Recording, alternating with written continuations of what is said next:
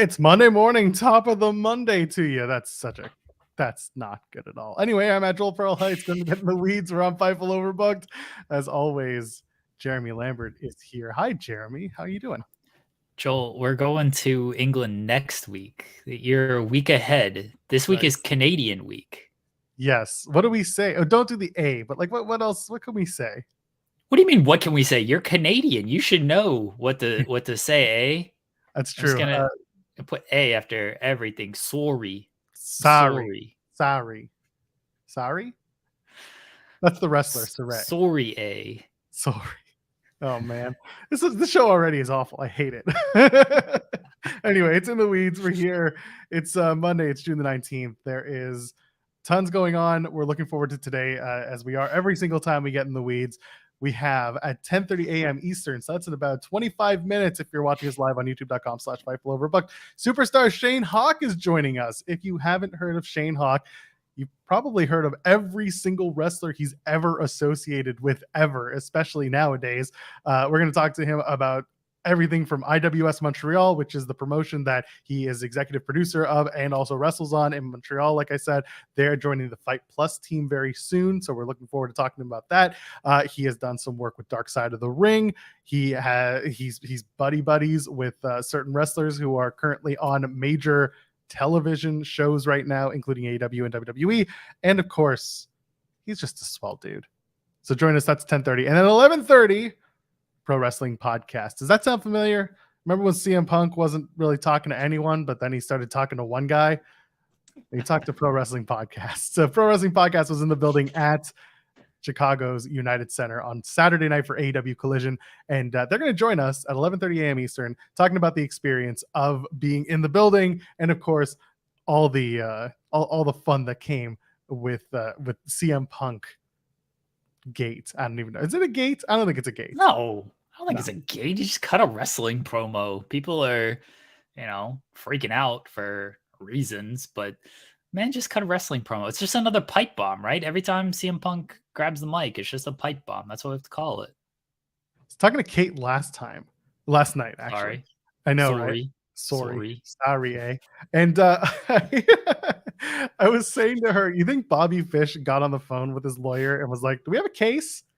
No, because he did the tell me when I'm telling lies bit when he came back from the foot injury and he ran down Hangman and Moxley. So he started that. That was just before Bobby Fish did Where's the Lie. So CM Punk did the tell me when I'm telling lies bit. This was a callback to the Hangman and Moxley promo when he ran down Moxley and everything. And then, there's a lot of callbacks for him. The shaved head, let's remove the AEW logo from it. Like, he was doing callbacks on this interview. The people who, I saw the Bobby Fish stuff of like, Bobby Fish, the Where's the Lie? No, CM Punk was calling back his own stuff. He should have said Where's the Lie, though, just to take a shot at Bobby Fish. That would have been hilarious. But, no, it was calling back his own stuff. CM Punk doesn't pay attention to Bobby Fish unless Bobby Fish is about to shoot on him in the ring because he gave him the Iggy. The only thing he cares about. I don't know what it is. He only cares when people shoot on him. Otherwise, he don't give a shit. Oh, man. So I mean, listen, we're going to talk about Collision. I think probably closer to when Pro Wrestling Podcast joins us. There was a busy weekend in wrestling. Otherwise, we had SmackDown on Friday, leading into it, and the big Bloodline fracture. You mentioned that they're going to Money in the Bank. It's going to be in London, England next weekend. This was the big story for Friday before Punk came back. Give me your overall thoughts now that we know the Usos are going back to being the Usos. You think they're going to come out with the face paint and the old tune, and they're going to do this dance and I can't do the dance. It just looks bad if I try. What do you think they're going to do with that?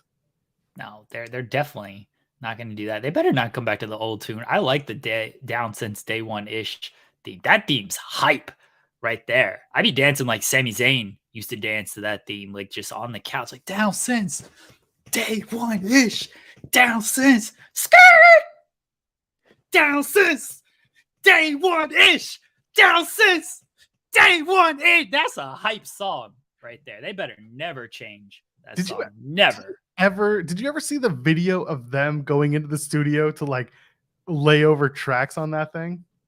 No, but this sounds amazing. Yeah, it exists. It's out there, and so that's my scoop for the morning.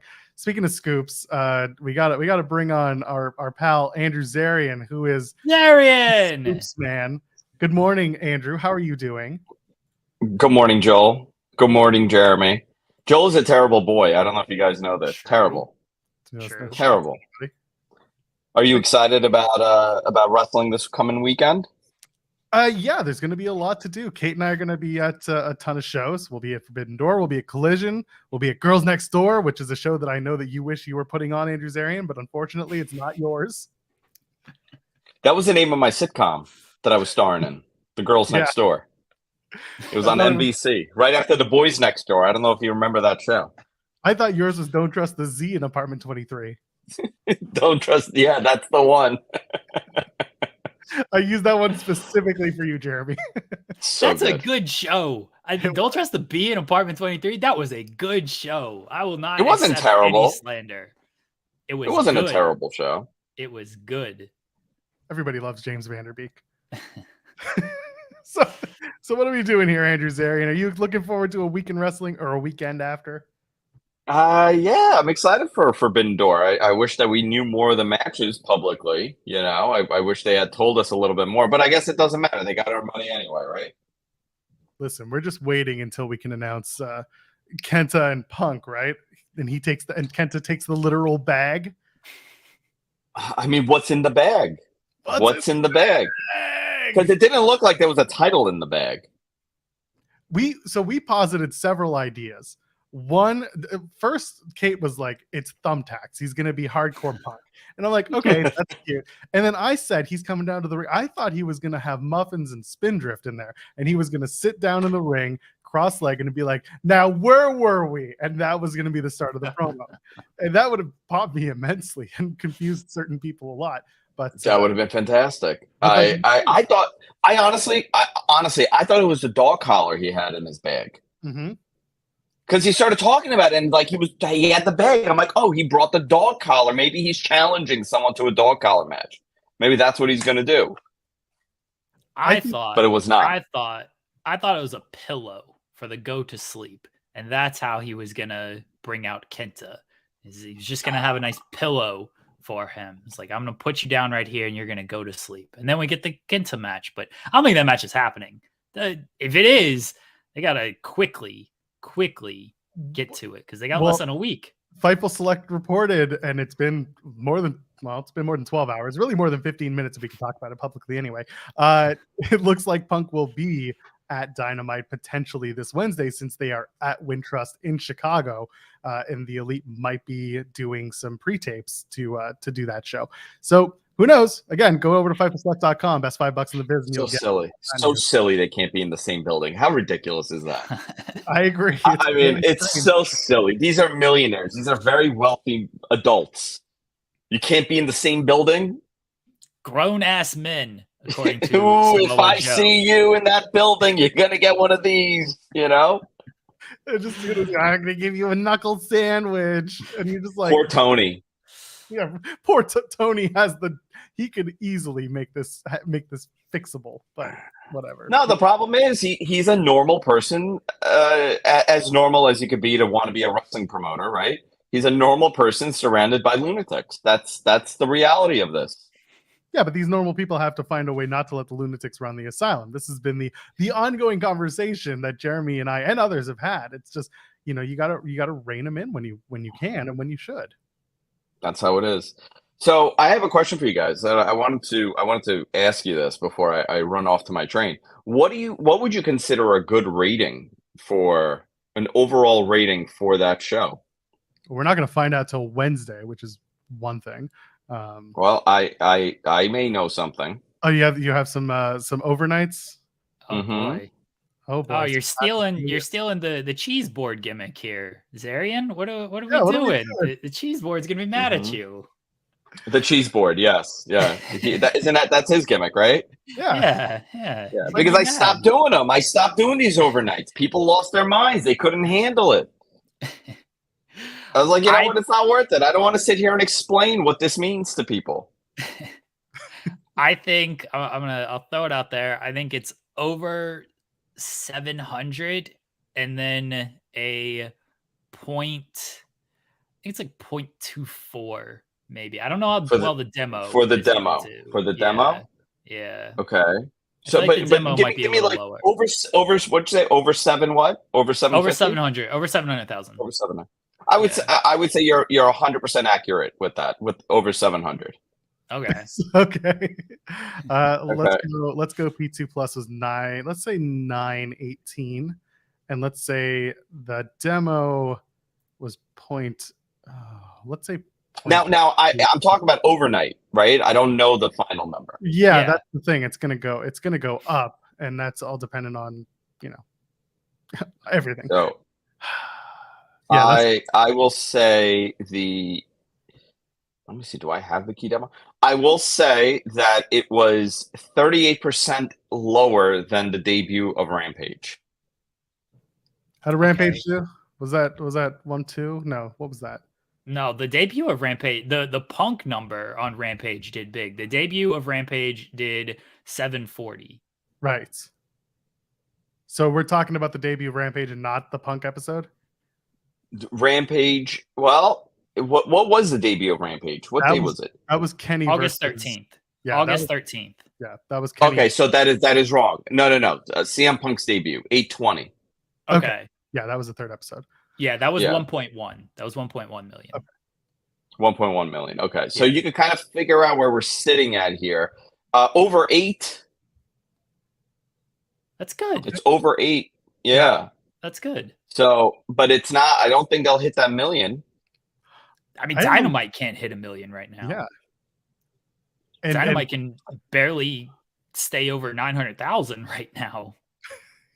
It's true. Yeah, I have from what I have heard, it's around 814,000 for the overnight. That's close. I mean, if that's up, that might beat Dynamite this week in the overall viewership, because Dynamite numbers this week, I think, were 8. I'm looking it up. But I did the ratings. It was like 8. It was under like 850. It was 832 was the Dynamite number. So it's gonna 832. So it will beat it. It will beat Dynamite for sure. Yeah. Oh boy, the discourse if it beats Dynamite. Here we go. Yeah, The but you know what? The discourse. discourse, you know what it's going to be though? Unfortunately, it's going to be, oh, they didn't do 1 million. They didn't do 1 million. I don't know if that will. I mean, maybe. No. But You'll have the AEW like super fans. The discourse is going to be Saturday versus Wednesday, and then Yeah. the WWE like whatever you want to call them. I don't want to whatever label them. They will say they can't crack 1 million. So it's going to be layers of discourse, and we're all going to sit here muting words on Twitter. Yeah. At least I will. But I mean, a solid number. And I got to tell you, I had a blast watching that show. I really did. I had a lot of fun watching that show. It was different. It was in a lot of ways very different from what you see on Dynamite. I think Kevin Kelly and Nigel have a lot of potential. I love that nobody told Kevin Kelly about the Fight Plus commentary goes on. So yeah, poor guy. Sat there in silence for the bulk of it, which honestly, like, I personally do not hate, because I'm like, I could just watch wrestling without commentary, and I'm usually very happy. But I had a good laugh over that, and of course, JR is a whole other story. That's a whole other can of worms. But man, they shouldn't have put that man out there. That was some bullshit. It was bad. It was poor execution. And I think they said, Jim, don't go out there. And Jim said, F you, I'm going out there. And then he saw the backlash, and they said, guess what? You're not going back out there. You can go save face. And so he went to Twitter and said, I'm taking time off. Which he should, because what was wrong with his voice? Was that from the fall? I assume it was from the fall. Like, he just sounded terrible. A terrible meaning, not that he's terrible. Terrible, like he was in a bad position there. Yeah, once they heard his voice backstage, like when he greeted people, you got to save him from himself at that point, because you could be right, Joel. Yeah. It could just be like he wanted to go out there and everything. It's like, nah, man, like I don't think so. I don't think so, Jim. Like you gotta just stay back here, because it's not going to be good on the product. It's not going to be good on you. Like just stay back here. I think fans will understand after you posted that picture. That picture didn't look good. So that was rough. Yeah, I think they did a good number here, and hopefully they'll continue to grow and stabilize. I think a lot of people expected a million number to be there for the first show, but there was so much uncertainty, and it's a Saturday, and it's an untested day. There's a lot of those moving parts, but I think doing that kind of number, fantastic, great. Warner, as far as I know from who I spoke to, they're thrilled. They're very, very happy. Well, now the big thing is going to be like, what do they do next week, right? Because I think we all expected the first number to be up. I mean, this was the issue with Rampage. I mean, Punk first episode 1.1, next week 722, and then I mean now it's at where it's at. It's been shifted days and times over the past couple of months and everything, but now it's like kind of a throwaway thing. I don't think they're going to treat Collision like Rampage moving forward. It is definitely going to be the second show, but now everybody's gonna be like, okay, you expect the kind of big number for the first week. What, if any, what is the drop for the second week? Because as much as I did like, go ahead, Zarian. I would say that sitting around the sevens is a healthy number for that day. I agree. And I think people need to know what the expectation on a Saturday is for ratings. You look at TNT's, trend of what they've done in that time slot over the last year or two. They're never in the top. They're not even in the top 25, not in the top 50. You look at it. I think the last time they hit the top for non-sports, right? Non specialty, whatever. I think non-sports, it was like 2021, 2020. That they had something that garnered some ratings, and I think it might have been like a Star Wars movie or something. That's what you do. You pull out the Star Wars gun. You pull out the Star Wars. There you go. But ratings are down. We're putting Jedis on TV. Good old episode 6. Let's go. I think someone's gonna come at me now, being like, episode 6 is the worst one. Anyway, the summer months are going to potentially be very good for Collision, and of course, the ongoing conversation is what happens when sports come back in full force, right? What happens when we get to? Oh, he's gone. Okay, it doesn't matter. Zarian just left. He didn't say bye or anything. He said, "Oh, Joel's talking. I'm out of here. I'm out. I get it. I'm awful. He might be back. Maybe he's not. Maybe he has to go make the train. Yeah. So what's going to happen after the summer? What's going to happen when sports come back? When football starts up? When basketball and hockey and when baseball kicks into high gear? When Andrew Zarian decides to come back? What's going to happen when the summer is over and sports kick it in? But what will those numbers look like? Because now, 800 is great. 800 obviously would be a better sit for the summer, knowing that you'll lose quite a few people in the fall months. I mean, you could. I think the next couple of weeks, people are going to be really intrigued on what Punk does.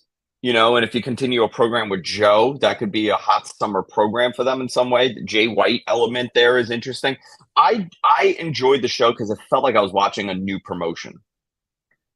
Yeah, these were a lot of big returns, a lot of names you haven't seen. Commentary, was totally different, totally different than what AEW's been doing. And the look felt different. That stage is great. It's a fantastic stage. It was, I believe it's the Double or Nothing stage. It definitely had, because it was a tall stage, which Double or Nothing was using with the poker chips going up to the head. Yeah. It looked good. And I like the way that it was laid out. It did look good. I kind of wanted that Nitro vibe that you posted online. But did you see the photo I commissioned? I saw it. I loved it. I really, again, just get me those diamond plate AEW. When they announce like, we're doing AEW throwback night and it's going to be Collision as the old school Nitro set, that's what I want. That's the ace right there. Oh, like the metal grates and everything? Yeah, exactly. They need that. Oh, they need it. Yeah. Wonderful. They could do it. Listen, they have fun with this stuff. And I think that's the key with wrestling. You got to have fun. You can't take it too serious. I've always wondered, like, why, these like retro Raws that they used to do, right? The retro Raw. How come they don't bring out the old titles for the day? Because then you got to sell. Think about you got to sell them. Yeah. And they have them. Like, and I'm thinking like I put my marketing cap on there. I'm like, you do it once a year, you do a retro show and everybody comes out. Roman comes out with the old world title, and all of a sudden your WWE shop, you put that discount, 25% off these retro titles, and bam, you just sold out your inventory. I do wonder. I mean, but you got to bring them out. That's the whole thing, right? You got to bring them out and hope that they all sell. Those things are $450 a pop in Canada. So what is that? $300 in the US? $399, I think. whatever they sell for live at the shows, like I don't know how many people are dropping that money at the venue to watch. Oh, plenty Dude, of tons, them are. tons Yeah, are, tons like- are. I'm talking like random Raw or SmackDown. People are going and buying those title belts. Yes. Yeah, I was at a house show. I took the kids to the Garden in January. There was a line. They sold out of the world title, like the Universal title and the world title. There were none left. It was unbelievable to see people spend the money. When I went to, and granted, this was when like fans were just coming back because it was like July 2021, and like Cena had just returned, and they had this special custom Cena belts sold out completely of those things. People love buying those titles, whether it's online or at the events. Yeah, I think they have unique opportunities, and I think AEW needs to capture that. Now that they got a second show, they just added a new pay-per-view, to their roster. They could have that inner war between Collision and Dynamite if the split is hard enough. They have their own dream match Forbidden Door thing that they could do. I think this is a positive. I think this is going to focus everything. The Ring of Honor distraction needs to go away, in my opinion. You need to figure out what you're doing with that. Turn it into your developmental and have these guys working there. I don't think Claudio needs to be there. I don't think Samoa Joe needs to be there. Turn it into something else. It feels like we're getting a little bit closer to moving some titles around in Ring of Honor, but that's another story for another time, because there's a third side to it. Kevin Kelly's about to be off for basically the next month while he goes to Japan and calls the G1 Climax, which, by the way, if you watched last night's Joel and Kate, we talked about why The Miz would be wonderful for the G1, and we booked his entire New Japan run, but that's not what we're doing here. Go watch Joel and Kate today, and I swear to God, we're funny. Anyway, the idea here is that Kevin Kelly will not be available, so they're going to have to find someone else to call the action. I know a lot of people are going to say Veda Scott is a name that they should have. Kate actually put out there Ian Riccaboni is someone who should potentially do Collision, because guess what? He's already in the building. So why not do Nigel and Ian? I think that team would work. Is there anyone else that you'd throw out there? Bring in Excalibur. Just have them do all the shows, baby. Someone's got to do all the promotion at the end of the show. What's Morrow doing? What's Morrow been doing? Morrow calls boxing some Saturdays, so I don't know if they want to give him that, knowing that he's not available all the time. I always find it, I think we know why he left wrestling, but the guy was so talented. I thought him on commentary, that was such a great run for WWE. It was so refreshing to hear. Someone in the chat mentioned Renee Paquette as giving her another chance. I don't know if she wants to do that, but I don't think she wants it. I don't think she wants to do like play-by-play either, because that's a different animal than color commentary, which she was doing. It's also WWE color commentary and play-by-play is a whole different animal when you have a lunatic screaming in your ear, that you're screwing up constantly. So I don't think it's the best confidence builder for a first-time person over there. Yeah. But I think Ian Riccaboni would be the best fit if you're not going to bring in Veda for something like that. And again, Veda usually does. They usually do, what do you call it? Color commentary as well. So it's just it's different. I also had some info. I posted this late last night about the Blind Eliminator tournament. Yes, I'm lethal lottery, right? I got a call. So I got a call from somebody, and they're like, "Listen, I think a lot of people are confused over what this is." I'm like, "Yeah," because I had asked. I'm like, "What is this concept?" And like, it's pretty much lethal lottery. I was like, "Okay, great. Can I tweet that?" Yeah, please go ahead.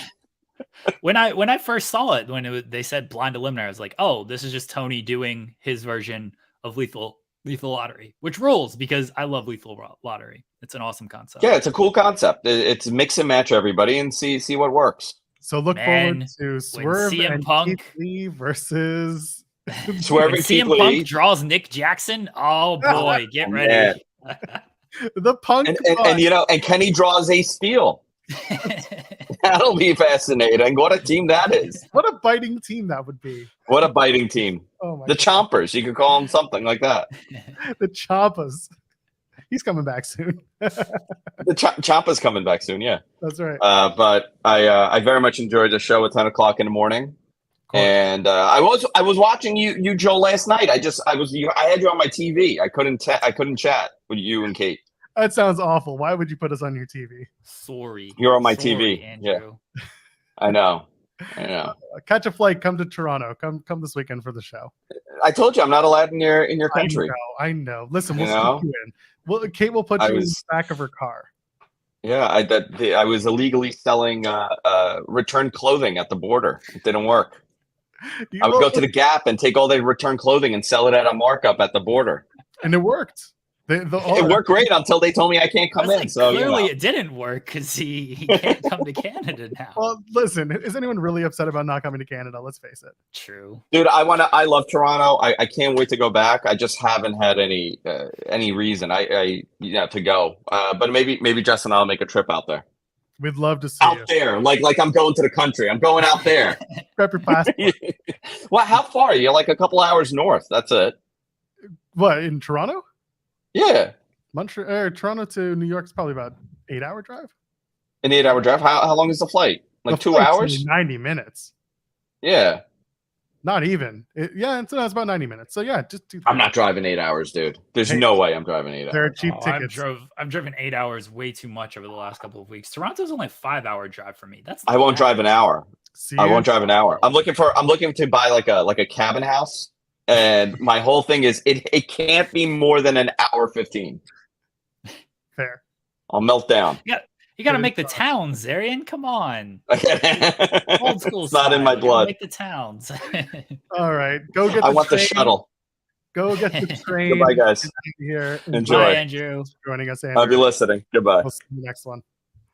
Andrew Zarian, as always, jumps in on a Monday, has plenty to say, gives us scoops.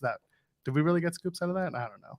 How did he get the link? Can he hack our show? Yes, he can hack our show. Yeah, fair. No, not there. I left the 3 overlay here because our first guest, our actual scheduled first guest, is here and has been here for the last few minutes, hanging out and hopefully laughing. I hope he was he? I don't know if he was laughing. We're not that funny. No, we're not. He's shaking his head. No, I get it.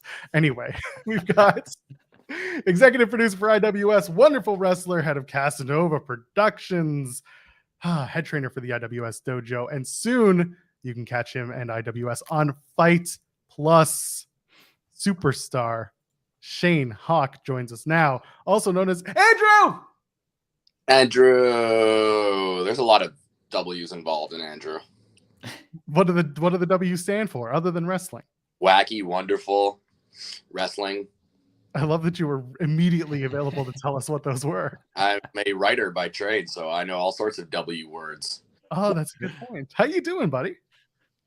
It's Monday morning. Usually it's a travel day for me, but I wrestled in my hometown, my home province, the last 3 days. So I'm at home. I'm going to do this right here. Very fun. And then do some boxes because I'm moving on the 1st. And then back to work, baby. Looking forward to that, I'm sure. I mean, it's work. Work is work. Wrestling is wrestling. It's always work, but it's better to have too much work than not enough work, right? That's right. So let's get the plug right out of the way. Saturday, July 15th, IWS Scarred for Life at l'Olympia in Montreal. Yeah. It's now Dark Sheik versus Benjamin Tull for the IWS World Title. What will you be doing at the show? I know they haven't announced it yet, but come on. What are you going to do? I'll give you a scoop just because Andrew Zarian clearly didn't give you any scoops of value. Somebody needs to get the dirt going for this, right? Well, we lost our tag team titles last month against Amazingly Sweet, which is Chris Darrell, Sweetest P, and the festive firework, Alex Mays. Then afterwards, we put a little bit of a beat down on the hardcore hero, the Green Phantom, Matt Viviani making his return, symbolically ripping off his knee brace that kept him out of action and raising the IWS Canadian Championship into the air. Casanova Productions clearly has a lot of unfinished business with both Amazingly Sweet and the Green Phantom. So can you guess what kind of match we're going to have?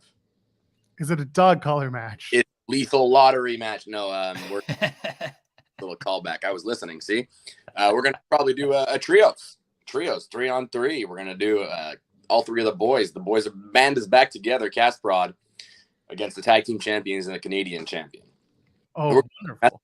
Because that's what you're supposed to say when you are challenging people to a fight. We're going to do something about respect also. You will respect me at the end of the night. Yes, that's correct. So Matt Viviani's back, and that's good to see. I'm glad to see him. He whooped my ass at Mario Kart once upon a time on a Love Wrestling stream. Is a video game wizard, savant, whatever word you want to use for prodigy or just talented guy. And I keep bothering him to start a Twitch channel. And I'm going to use this opportunity in this platform to call him out for being a coward one more time, because he's always like, oh, I'll get around to it. Oh, I have to get a gaming PC. Your excuses are your own, my friend. Listen, the way that this guy plays video games, there's no reason he should be making money off of it, especially in this economy where we turn all of our passions into money because that's what we have to do to survive. He should be doing it, but he doesn't. What a coward. What a wuss. We hate him, but we love him also. We do love him. And he's going to help me move with his pickup truck. So actually, we love Matt Viviani quite a bit.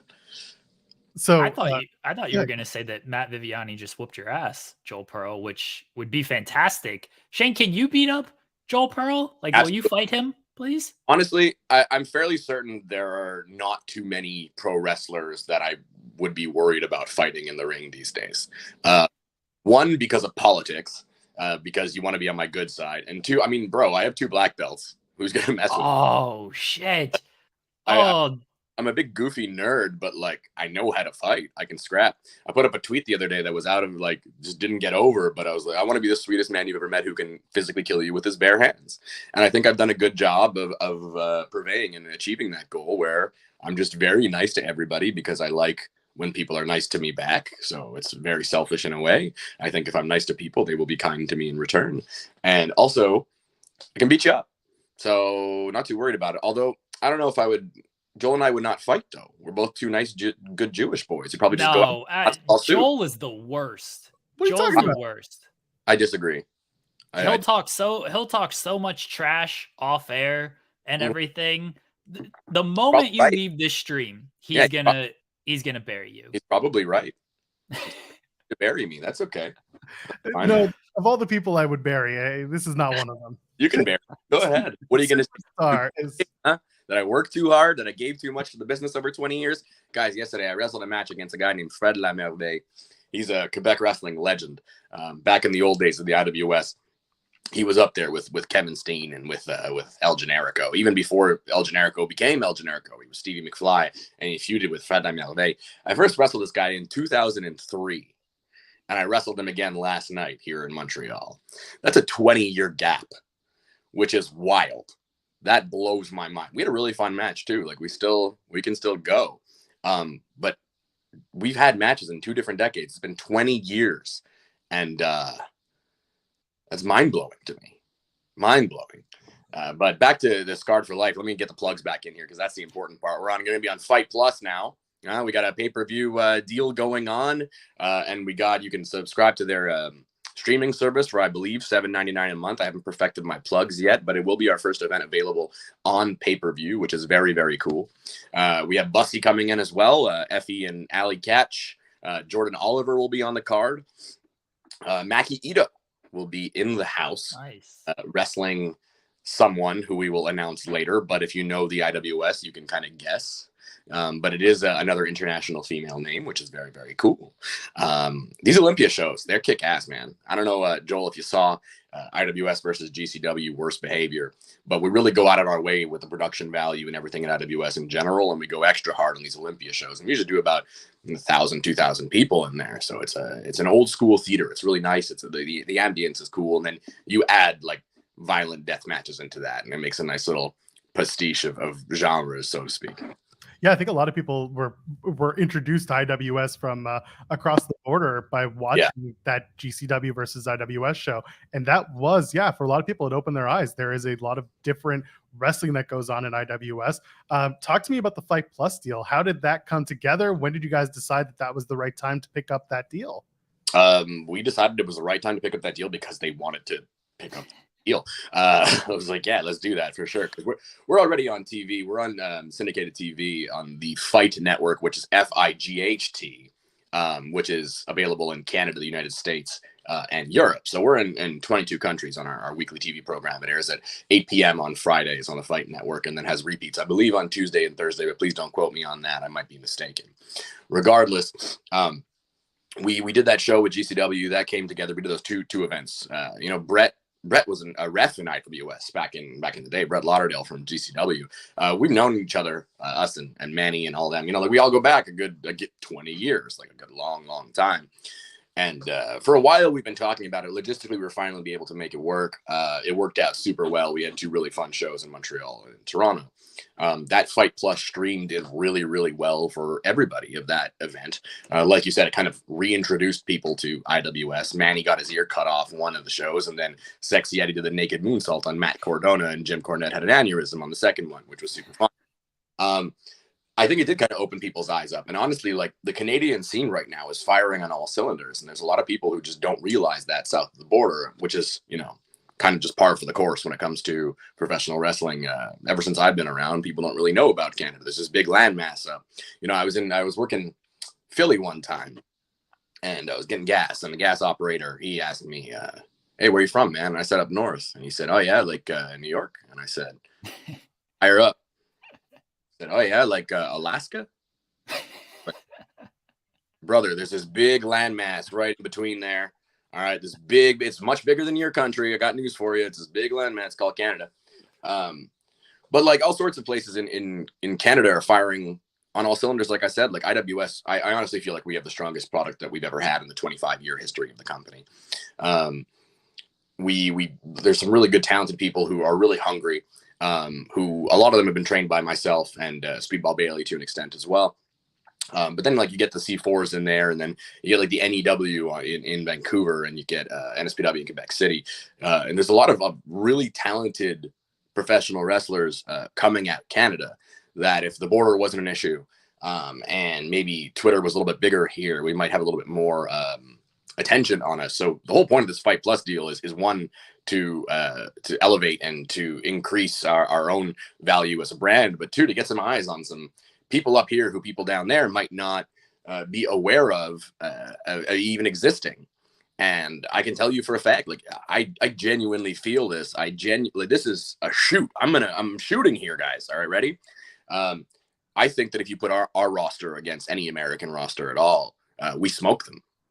You put the Canadian talent, like the top Canadian guys, against the top American guys any day of the week. We're gonna expose them. We're gonna make them look like goofs, because it's, man, American Indies right now are the indies on easy mode. Very easy to get attention in the American Indies. And hey, it's a boom period in wrestling. Very awesome. Fantastic. Great for everybody. But you know what? When you're Canadian, if people in the States know you and you're Canadian, you've worked extra hard for that. And it's almost like a badge of honor, so to speak, because you're undeniable in that case, which is one thing that I'm very proud of with Casanova Productions, being able to wrestle, in the United States and in Europe and stuff like that. It's very hard to break out as a Canadian athlete. Very, very difficult, but it can be done. But I mean, if you look at the people in like the big leagues who are in WWE and AEW who are Canadian, a good chunk of them came from Montreal. Montreal's a hotbed of wrestling. It always has been. It's been a wrestling city, right? And I genuinely believe you put us up against any Americans, and we will put you down. We'll smoke you. Shoot. I'm going to tell everyone a secret right now, and that's not the first time I've heard you say that. Yeah. So first of all, I have that in the chamber already for podcast. That's for sure. All right. So that's that's an easy headline. I appreciate that. I always appreciate the easy headlines. Absolutely. But like, you could say like Shayne Hawke says, yeah, any Canadian talent, well, not any Canadian talent. Let's understand here. Like I'm very subjective, right? But I do think that I hate to say that we're underappreciated and underrated. I really hate those words. I don't, well, hate's a strong word also, but I really don't like the idea that like there's because wrestling is subjective and there's different audiences for all sorts of different things, right? So I don't like the underrated word. I feel like that's a bit of a cop out. But I do think that there is a lot of design space for Canadian wrestling that has not been explored yet. And I think that we have some stuff going on here. There's a reason that so many Americans want to come up to Canada and wrestle, right? We've got some guys and some girls out here and some days out here. We got some wrestlers, some athletes out here that need to break out.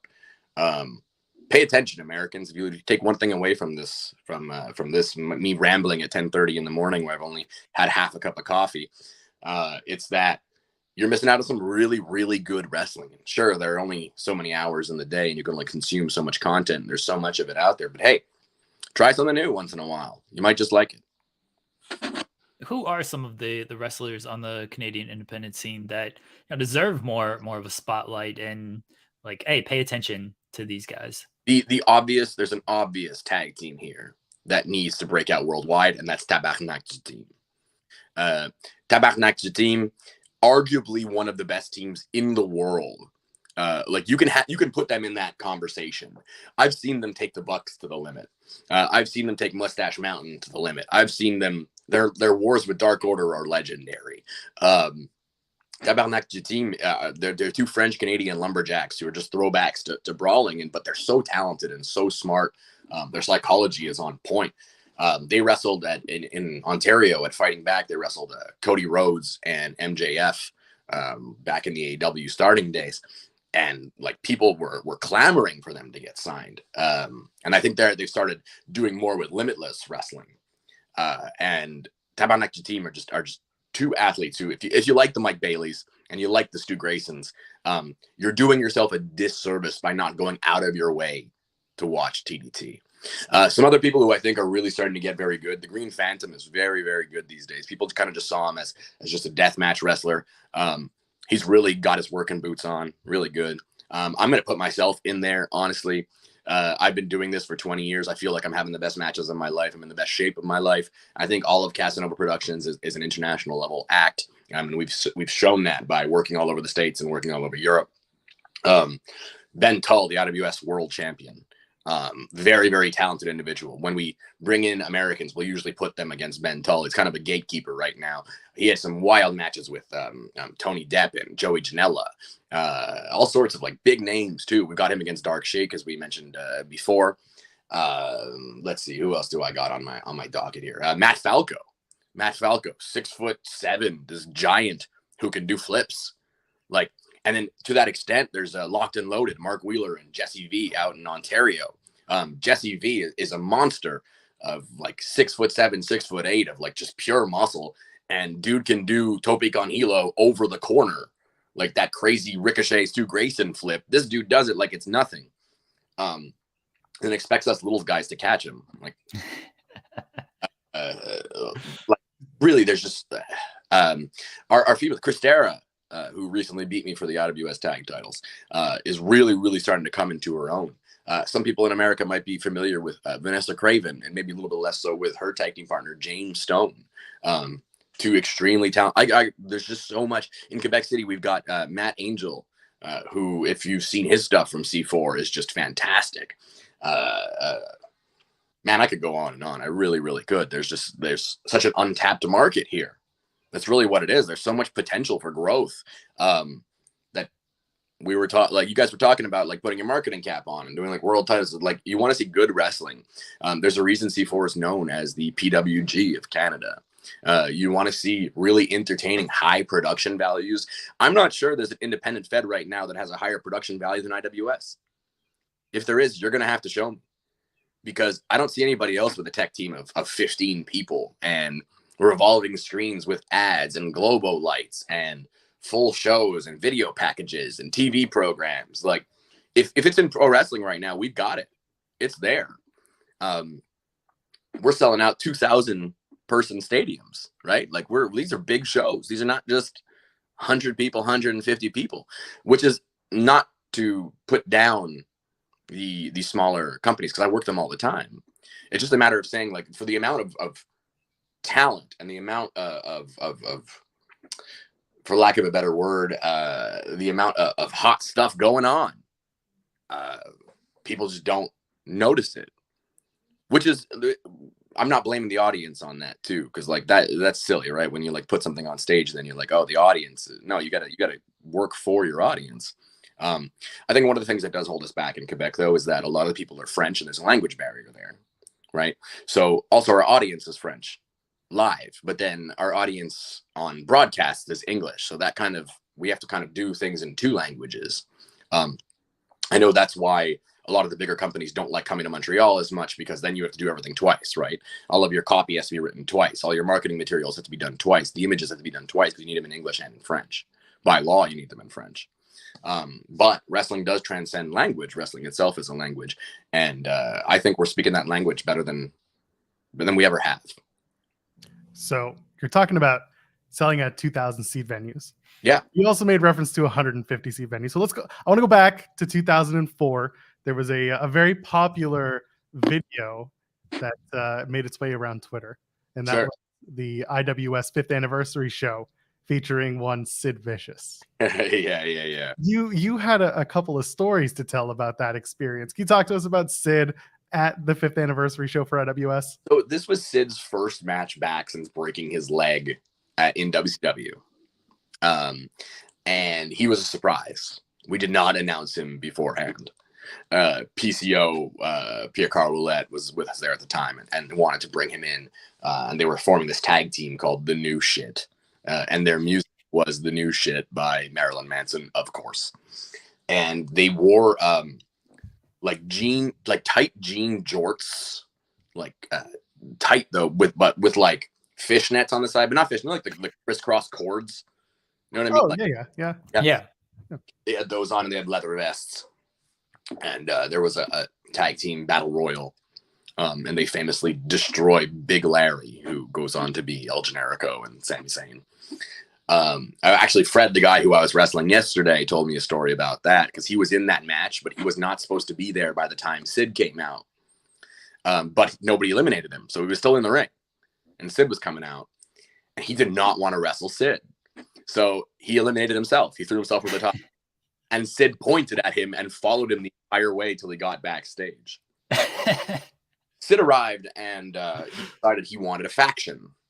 Okay, great. What's your faction? Well, he brought a little person with an oversized hourglass. The hourglass was taller than the little person. There was a woman by the name of Divine, who is a former dancer, who had a double-sided sign saying "The end is nigh."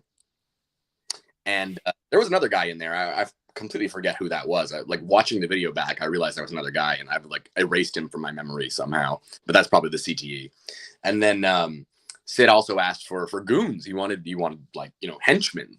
So myself and the man who would become Giant Tiger were asked to wear all black and to put pantyhose on our head. And masked assassins, Pipe and Wrench. And Pipe held a wrench and Wrench held a pipe. You get it?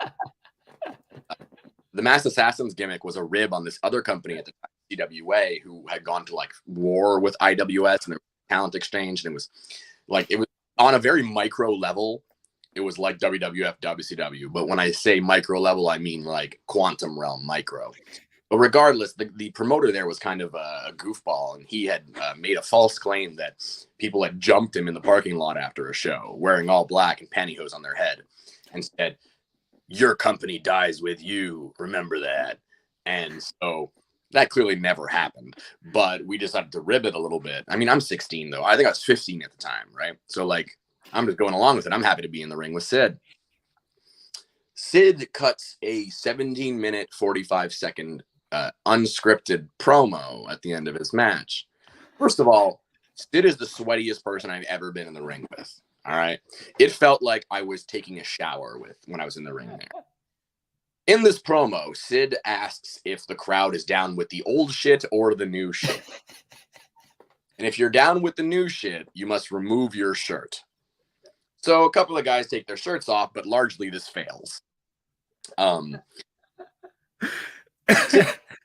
Myself and Giant Tiger, the masked assassin, take our shirts off.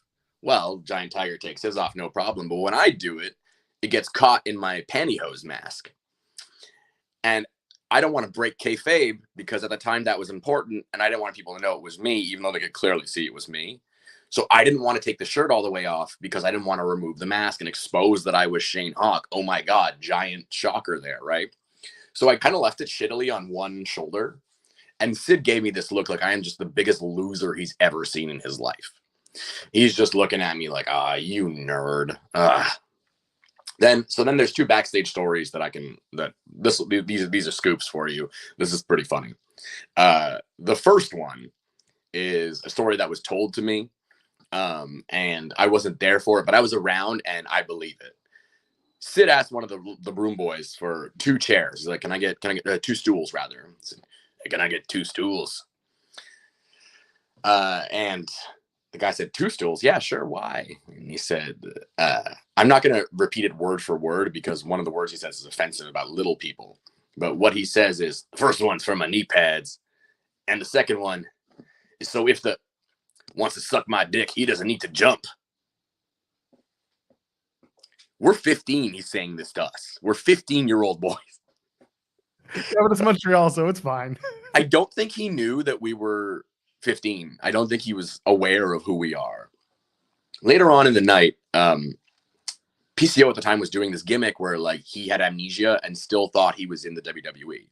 So he would still he would address people like they were WWE guys, like in promos. And he was doing this promo where he was like calling guys WWE guys. Sid walks by this guy named Viking. Viking later on goes on to become IWS Tag Team Champion, World Champion, worked in GCW a bunch, becomes a deathmatch guy.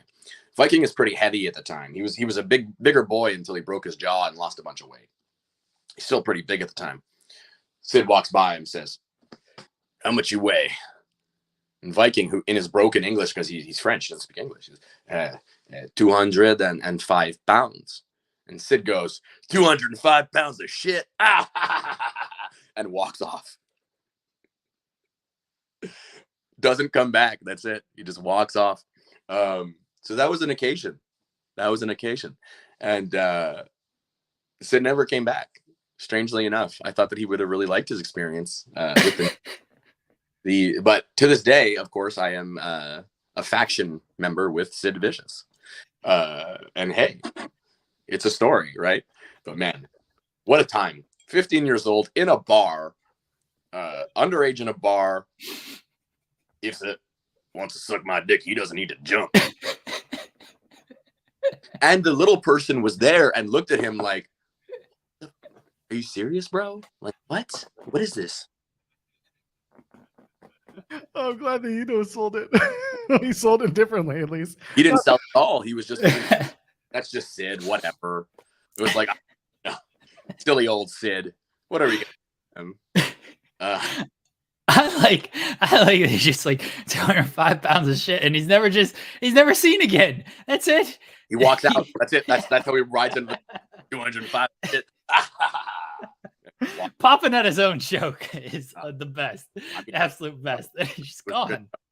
Hilarious. You know, it's a poop joke. That's funny. Yeah, that's funny. Oh my gosh, that rules. As we start to wind down, Yeah. I want to talk about two things. I want to talk about training, and you and I once upon a time had a conversation about mental health in and out of wrestling. Let's start with the training. Let's hear a little bit. I know you've told me before about some of the stuff that you do at IWS Dojo and the ways that in which you train some of the wrestlers there. So talk to us about the training experience under. So the IWS Dojo, I'm super proud of it right now. It's a 23,000 square foot facility. We've got a wrestling ring, a boxing ring, jiu-jitsu mats, a full gym, including Westside barbell equipment. And I'm a certified personal trainer as well. So like I'm able to give my students programs and stuff. If you took the amount of weight lost in my dojo, you could build an entire roster at this point. People are doing really well. They work really hard. My training focus is focused around not getting hurt. I've been hurt quite a bit. I've been injured quite a bit. We do a lot in terms of match structure and psychology that other people might not do. I give seminars quite often about how to influence the brain chemistry of the audience when we're performers and how to work with things like dopamine and serotonin, how to trigger them through nonverbal communication. So I try to provide an environment for my kids that I didn't have when I was coming up in the business. You know, like 20 years ago, you were bumping on concrete. There was initiation. You would just get your ass kicked. And, you know, it was like 500,000 squats at once and very old school kind of mentality. I tend to maintain that old school kind of respect and honor for the industry and for the business. But at the same time, some of the old methods are not really as conducive anymore. And there's a reason so many of those guys got hurt and died young. I think that I have this nice little bridging of the gap since I have 20 years experience, but I'm turning 35 in September. I have this way to be in between the former generation and the next generation. And I'm able to translate that, which is nice. We have 5 classes a week. And one thing that I do that other places don't do is that on Sundays I have match class and you're pretty much having matches right away. I do think that the best way to learn professional wrestling is to do it. Is to actually do it. So Monday and Tuesday. Well, Monday is for beginners, and that's, you know, like bumping and rope running and stuff like that. Basics and making sure that you're able to move around the ring. Tuesday is for everybody. That's run by Alex Mays, the student run class at this point. And that's, again, more basic stuff, a little bit more advanced. Thursday's advanced class with me. We'll dive into more advanced techniques on that one. And then Sunday, we have 2 match classes, a beginner match class and an advanced match class. I'll generally pair a rookie with somebody who's been wrestling for a while to have those matches, lead them through it. But in my career, I've been able to have matches with musicians and comedians and people who are not trained whatsoever. And I think that's a very important skill to learn. A lot of what I do on Thursday as well is improvisation. So I'll throw them in the ring and I'll say, start working, boys. Because a lot of the times, a lot of the people are not trained in improvisation anymore.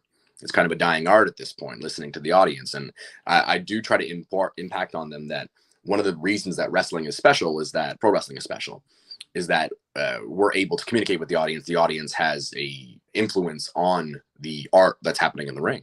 So, you know, if you yell at Captain America in the movie theaters, he's not going to change what he does. But if you yell at a wrestler, you can impact and sometimes even change the story.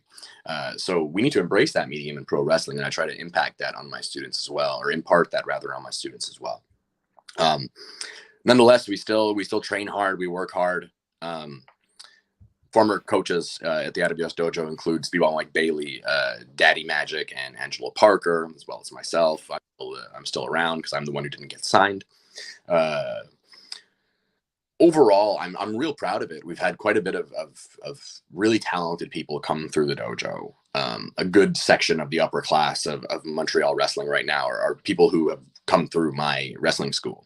I just really like teaching. I'm well versed in many styles. I can do technical, I can do lucha, I can do hardcore, I can do all that. So we can work on that. And then a lot of character work. We do a lot of character work, a lot of promos, taunts, selling. I have a big emphasis on selling. I think that's another dying art that people are just trying to get to cool stuff. I'd like to marry the cool moves with the old school psychology. That's how I put my matches together. And I think that, that's working for me and it's working for my students. I think it's cool. It's a unique variation on pro wrestling. I think because of that, we stand out.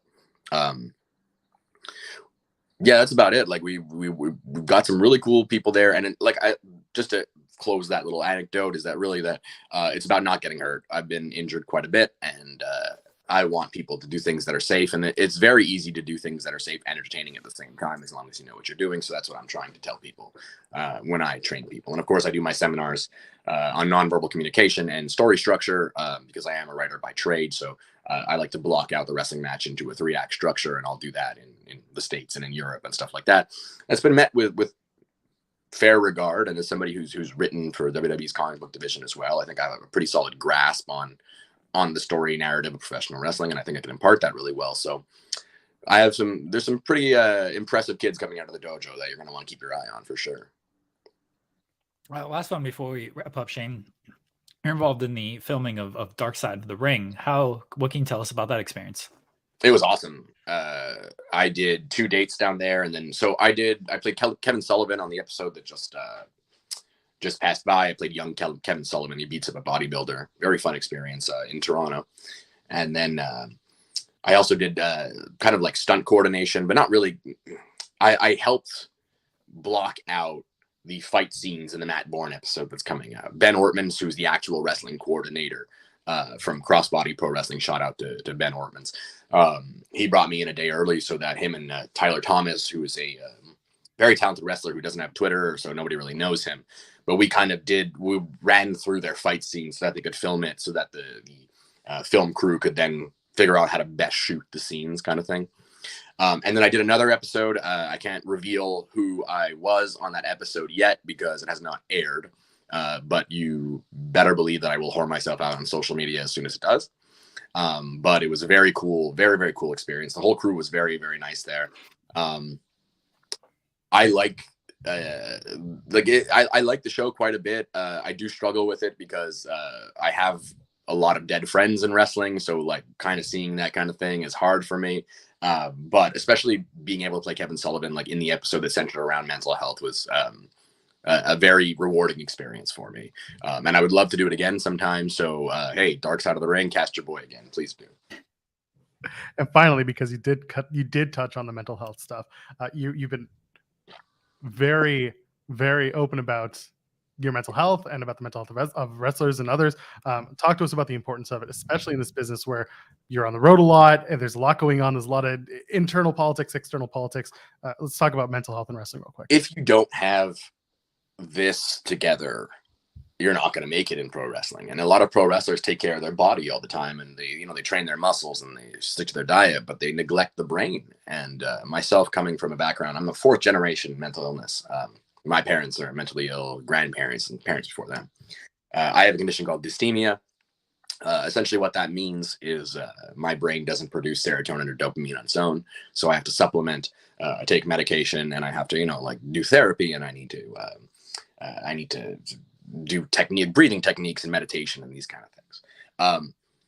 I think that one of the problems with mental health was the stigma that, like, if you had something wrong in your head, there was something wrong with you and you were weak. And I think that's backwards. I think it's stronger. I think it's tougher, so to speak, to acknowledge the mental illness and deal with it head on and not be ashamed of it for who you are. Like, I'm not ashamed of my mental illness. I struggle with it quite a bit, but I'm not somebody who's worried about telling people that. And I don't think anybody else should be either. It's who you are, and that's just how it is.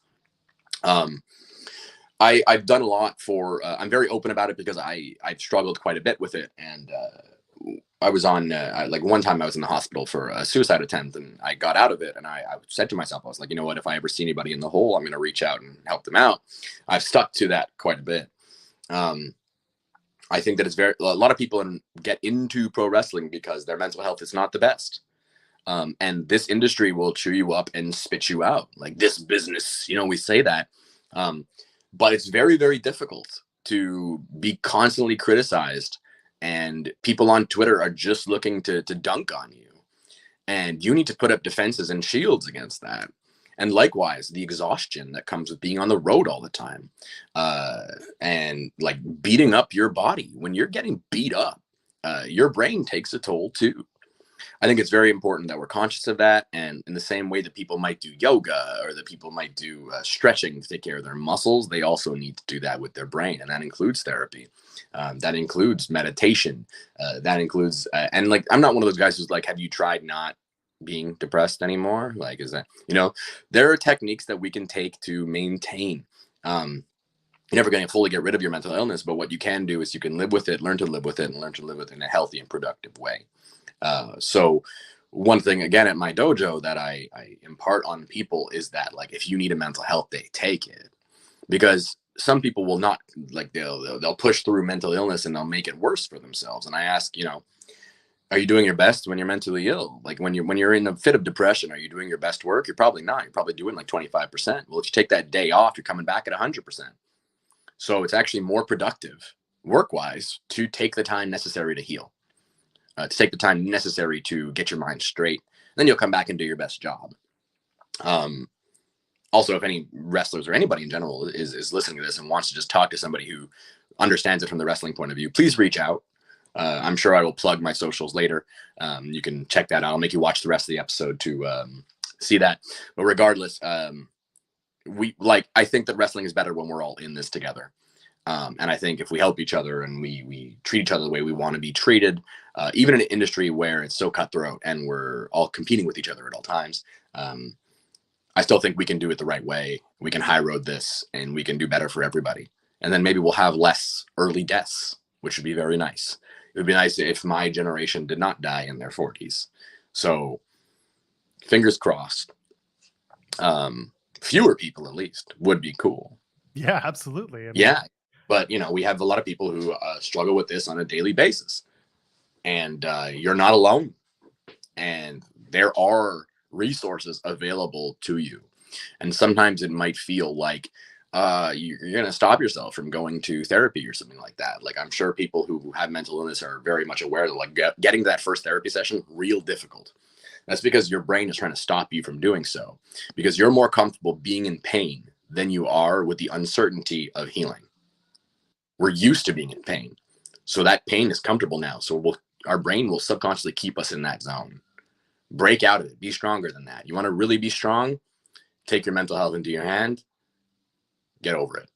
I think one of the most important things that you mentioned there was that we're not alone, and that there are many people, unfortunately, or fortunately, in the case of being able to relate, there are people struggling, and you're not alone, and there are people who will be there to help, to at least support, do what they can. So, that's a pretty important takeaway, in my opinion. Thank you so much, man. I appreciate you, superstar Shayne Hawke, Andrew, whatever he's going to call himself to you today. Go ahead, plug your stuff, and we'll get to, again, Saturday, July 15th, IWS Scarred for Life at l'Olympia in Montreal. Get your tickets. Tell them where they can find them and where they can find you, most importantly. So, first, let's go with the IWS stuff. We're at IWS Hardcore on every single platform, Linktree/IWS Hardcore. Tickets, merch, everything you need about us, we're right there. Well, for the IWS, we've got the Twitter, Facebook, Instagram. That's about it. For myself, personally, at Superstar Hawke with an E at the end. Please do not forget that. At Superstar Hawke on Instagram. I'm on Facebook as Shayne Hawke. I'm on Twitter as Superstar Hawke. I'm on TikTok now. I'm almost at 1,000 followers. So you can watch me be cringe, as my students tell me, because I'm an old man trying to be cool. Find us online. I got a pro wrestling tee store, but whatever, it's fine. I got this sweet new t-shirt that you can get from me directly. Really nice fabric. It's my big dumb face. Wear it on, and then you won't be as ugly by comparison. And other than that, please check us out on YouTube. Check out IWS on YouTube. We've got so much content, guys. And then if you got IWTV or something like that, go watch our back catalog. Definitely do that. But make sure you check us out now. Listen, it's the best time to jump in. We're going to be on Fight Plus, pay-per-view, streaming. We're going to have our back catalog on there that you can watch. Dig into some Canadian wrestling, man. We're a flavor that you're missing in your life. I know I am. And if you're watching this right now and you're a promoter, get at your boy. Get at Shayne Hawke. I'm available for bookings, seminars. Some people say signings, but I don't think that anybody's paying to get my signature. But I mean, if you want to, I'll just sign something for you. But regardless, I think I'm an addition to any locker room that I can be in. And I'm a helpful guy. I'm a nice boy, and I work really hard. So, hey, good Jewish boys deserve bookings. That's right. You've been a very good Jewish boy and also a very helpful one. Thank you so much for joining us this morning. Nothing better I could do on a Monday morning than have you on the show. Thank you again. Thanks, bud. Take care. Take care. Bye. Superstar Shayne Hawke. It's me for right now. I apologize. Jeremy had to run. Unfortunately, he's got to deal with a little situation. I'll let him talk about whether he's okay. Everyone's okay. He just had to go take care of it. It was a timely thing. I think we're going to have someone join us for the last hour of the show. So it won't just be me prattling on for the next hour. We will have a co-host, and it's not going to be my big face in your face for the next hour. I swear it won't be. The background will come back. The weeds will be here. By the way, I didn't even say this at the top of the show, and I should have. If it didn't, go ahead, leave a thumbs up on the video. Superstar Shayne Hawke was fantastic. And go ahead, if you haven't subscribed to us here at Fightful Overbooked, do that right now. Just click the subscribe button, tap that bell, get your notifications every time we go live, which is daily at this point. And if we're not daily, we're at least dropping content daily. So come and join us. And on top of that, donate a super chat. Go ahead. Any amount, get your question statement right on the air. Pro Wrestling Podcast. They're going to be joining us in about 20 minutes here on the show. They're going to talk about their experience live in the building at AEW Collision in Chicago, the big CM Punk return. There was a lot going on. Man, this was eye-opening. I don't think people really understand how much experience guys like Shayne Hawke have in this business and in this industry. And I think it's really cool when people get to come and tell their stories and tell their experiences and give us a little bit of background into their world. He's done some work on AEW Dark as well. He's been backstage at WWE shows, and you mentioned Sami Zayn. He's worked with Sammy for a time, so there's a lot going on. Everything's good, so I'm looking forward to that. I got to get the link to Pro Wrestling Podcast, by the way, because apparently Jeremy forgot how this show works. So let's talk, chat. How are we doing? Are we still there? Are we still surviving?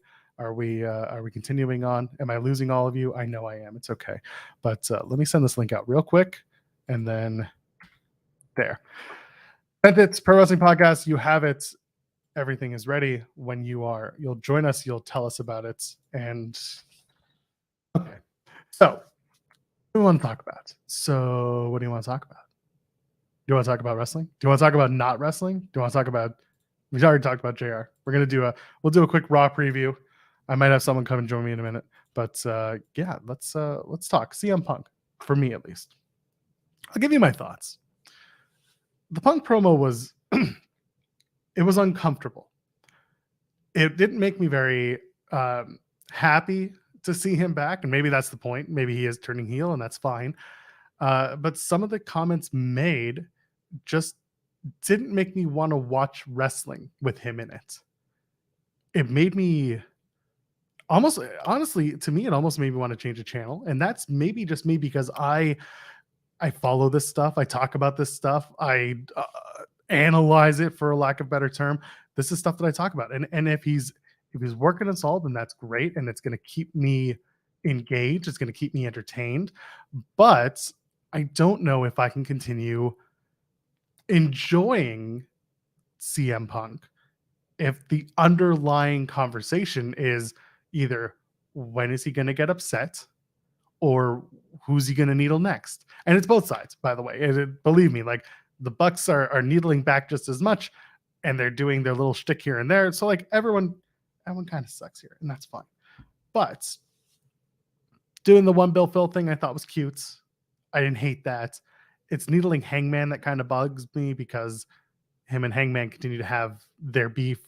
But Hangman doesn't want to talk about it and doesn't seem to want to do anything about it. And that's his prerogative. That's his decision. And I think it maybe bugs CM Punk a little bit not to have to do that. Not to have someone to have witty repartee with. That's fine. I get it. But you can't keep needling the guy who doesn't want to talk back. You got to move on. And you can't talk about the Bucks because you had a legal situation. You can't talk about Kenny Omega, same situation. Instead, you got to start moving on. And one of the most obnoxious things was that he set up nothing for the match that he had on Saturday night. He came out, he talked his talk, and he said nothing about being in a 6-man tag with FTR as his tag partners, his pals, and going up against Samoa Joe, with whom he had rivalries that were legendary in Ring of Honor in the aughts. And he, again, this is AEW, where if you know Ring of Honor, you're supposed to know Ring of Honor. You're supposed to know the history. You're supposed to know everything. He made no reference to that. And then, of course, Bang Bang Gang are there too. And as everyone joked, it was all there for Juice to take the pin, and he did. But it just felt to me like he came out, cut this promo, and did nothing up to set up the rest of the night and set up the match later on. And that bugged me. And the idea of Punk saying, I'm here to make people uncomfortable, or the mere presence of me makes people uncomfortable, doesn't really make me uncomfortable as much as it just kind of turns me off. So that's kind of how I felt watching that promo. I rolled my eyes a couple of times, and is this going to be Punk coming out and saying, that he's over in Chicago, but everywhere else hates him, and he's doing a Bret Hart bit. He's doing Canadian Stampede, and here we are. It's a Bret Hart trope, and he's over in Canada, but he's not over in the States, and everything is like beautiful Canada, beautiful Chicago versus the rest of the States, or beautiful or not so beautiful Canada. Whatever it is, it felt to me like Punk was just kind of just there to talk. And maybe it is to say, I haven't been here since All Out, and this is now picking up from All Out, and now I got stuff to say. I don't know what else he could have said that would have made this as much fun.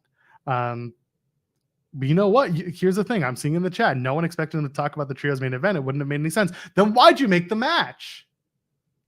What's the point? I'm not talking like, what's the story? No, why make a Trios match if you're not going to at least set up something other than, it's just a match? The match, at least reference it. At least reference that you're having this match. At least reference that you're going to beat up the guys that you're fighting against tonight. And then you're going to go on and win the AEW World Championship when time is right. There were a lot of things that was just like Punk A and then Punk B. And Punk A started the show, Punk B ended the show. Punk B was the guy who had the match. Hopefully it moves forward, and we just see this one promo, and it's in its own casement, and that's it. Maybe that's the way it goes. Someone else here who's going to maybe tell the story better than I can, because he was in the building. And that's our guest. He was supposed to be here at 11:30. He's here a little early, which I appreciate, because he saves my ass You may know him as the guy who needled CM Punk online for a long time. Pro Wrestling Podcast is here. Dave, how are you? What's going on, everybody? What's going on, Joel? Oh, not too much. It's good to see you. How are you doing? How was how's Chicago today? Chicago is beautiful. What is it? 60 degrees, 65, 69 degrees out. I don't know. It's really nice out. Okay. I'll take it. Beautiful here. I got my air conditioning going in my office. So It's nice to finally see you guys with me face to face. We don't. That's great. I'm sorry that Jeremy's not here. He had to go take care of a matter, but he'll be back he'll be back for sure on Wednesday. I don't think he's going to be back today. Okay. Had some stuff. Kate might join us though, because of course, if there's one thing I love, it's having two CM Punk big wrestling fans tag team me, who's not being seen as a CM Punk fan. But anyway, you were in the building Saturday. You were there. You saw it. She's here right now, so I'll bring Kate in for the conversation as well. Holy crap! Saturday. Good. What is up, Kate? Holy Nothing. crap. I heard Joel wanted to talk more about booking the Miz in the G1. Is that right? Is that what we're here to talk about? Or Yes, that's no? exactly. Are we here to talk about this fella right here? This guy? Yes, that guy. The guy. Yeah, there you go. The guy with all the guy with this all the guy? conversation. That's the guy. This guy? Oh dear. Yeah. Oh, see, now that's like a humble brag, man. All right. You're live in the building. You're live in the building. You see it, and you see it transpire. How did it feel, first of all, and then we can talk about that promo that Punk cut, because I know there are feelings.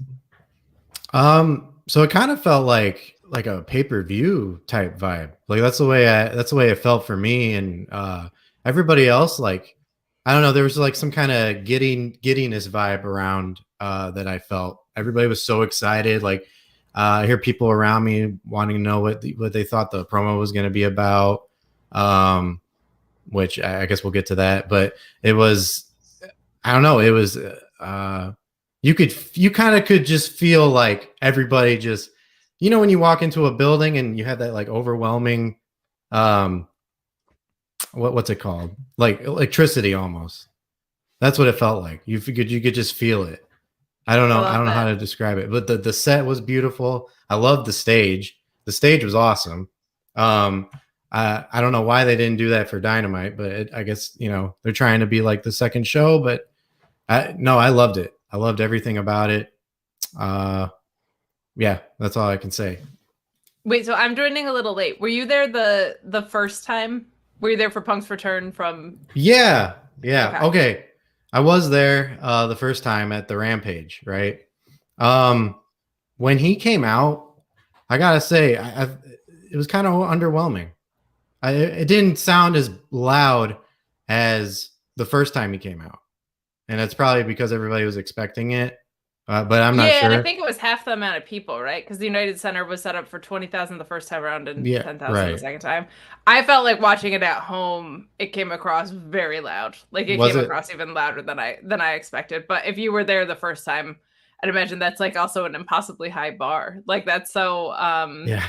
You're right, like it was expected and there's been turmoil and it's kind of just been like, I think there's more of this like finally we're moving on energy around it, where the first time was just like this holy shit, CM Punk's coming back to pro wrestling moment. Mm-hmm. But were you disappointed you didn't get ice cream bars or muffins and drift? Yeah, I would. Yeah, I was like, you could have came out with some ice cream bars or no. Instead, we got a sack. We got like a sack of whatever's in that sack of his and some boots. I really thought when he came out with those boots that it was gonna be well, obviously he was gonna come out and he swerved me. He got me. I thought he was gonna come out and retire. Okay. Yeah. Whose boots was he wearing then? Was he wearing Danhausen's boots again? No, he was wearing his own boots. Come on. Had to be Danhausen's. No, come on. So you're in the building, you see it live, you see him come out, and then he starts to talk. CM Punk has a lot of things to say, none of which, like I mentioned earlier, was setting up the trios match. But of course, he had plenty to say about the last 10 months and his feelings towards that. What was your feeling hearing him say all that live and just the reaction from the crowd as well? Well, I was a bit upset that he didn't mention me. That was one thing. Understandable. I was a bit upset about that. But the reaction from the crowd was I don't know if you guys could hear it, but it was like on my end, it was mixed. I heard a lot of people really upset with what he was saying. Interesting. Okay. Yeah. I enjoyed it. I didn't think there was anything. I mean, it was just a promo, regular wrestling promo. But you got your oohs and ahs, and then other people are just like, "What the hell did he just say? Are you serious? I'm soft. What?" So that's what I'm curious about, because you're in the building. How many people there are of the understanding of what the last 10 months have been, specifically online and the news and the media? Like, not everyone knew about this. So what was going on in the building when Punk starts kind of making little shots at the Bucks and the Elites? It was just everybody was like shocked when he came out with that counterfeit Bucks line. Everybody's like, oh, like, it just faces all across. And I'm like, me, I listen before I react. So I'm just like, okay, all right, he's making some good points. All right. And other people around me are just, overreacting. I think it's like most of it. It's just been an overreaction. Even in the wrestling? whole promo. Yeah. You think there's overreacting in wrestling? Never. Come on. But yeah, to sit on that. I'm gonna have to think on that for a little bit. But do you think this is setting up a heel turn? I guess, like, if we want to get into it, right? Like, to me, it felt. My favorite promo of his was not the pipe bomb in WWE. My favorite promo of his was the one that I felt like he was emulating right before he turned heel on The Rock. I thought that was the best work he's ever done. And there was a lot before I even saw things like he took the flag off the microphone like he did in WWE. There were a lot of things that I was like, this feels more like that. And I kind of like the idea of if it is a heel turn, because Chicago, you have an idea of what the reaction's going to be. If you're turning heel, you need a place to turn from. And I thought maybe this as an opener was actually strategically designed. My co-host on Saturday, or the host, I was the co-host because I don't have to work for that show. He had said like it made him feel uneasy. And I was like, well, I think it might have been designed to. Like it kind of was a damned if you do, damned if you don't, because you can't not acknowledge it. But to acknowledge it, you kind of have to come across in a heelish way. I think you're trying to drum up excitement about a new product. You're obviously going to lean into the controversy, but like to me, and then when I saw the match, I was like, oh, he's turning heel. Like this is definitely like heel leanings, in my opinion. How they choose to do that, I think, could be very interesting. If he ends up hanging out with Jay White and CMFTR was just an illusion all along, I think there's a lot of fun to be had in that. But do you have it sounds like the mixed reactions were kind of leaning into what Alex had said of like an uneasiness. Do you feel like we're getting a heel turn, and did you feel like the promo combined with the story is like that we got in the match is leading anywhere? I don't think we're getting a heel turn. Somebody said this on a podcast and I forgot what it was, but I'm just going to take his take. I think he's going to go, obviously in Chicago, he's going to get cheered no matter what, go figure. But if he goes somewhere else, he's going to get booed. And I think he's just going to take that. I think he's just going to go with the flow. I don't think there's a heel Punk. I don't think there's a face Punk. It's just however the crowd reacts. That's what he's going to, that's how he's going to emulate.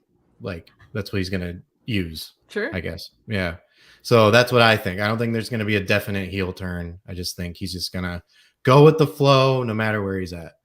And I think that's the right way to do it, because there's not everybody's going to like Punk, and I get that.